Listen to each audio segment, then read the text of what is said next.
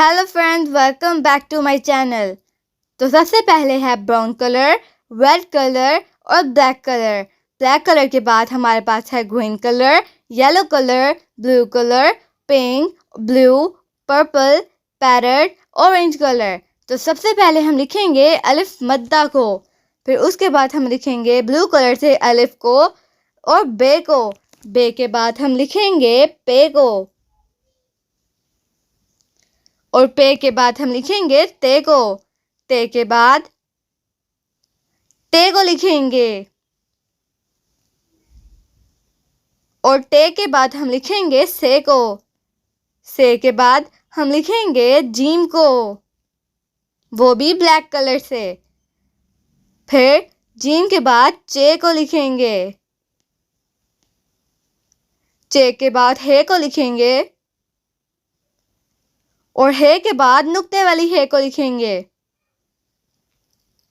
फिर दाल को लिखेंगे, डाल को लिखेंगे, और डाल के बाद लिखेंगे जाल को।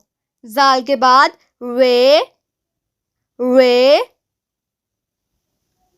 जे, ये, और ये के बाद सीन को लिखेंगे, और साथ ही शीन को भी। शीन के ऊपर 3 नुक्ते होते हैं। फिर लिखेंगे स्वाद को, ज़्वाद को, तोए को, तोए के बाद लिखेंगे जोए को, और जोए के बाद हम लिखेंगे आइन को, गाइन को, फे को लिखेंगे,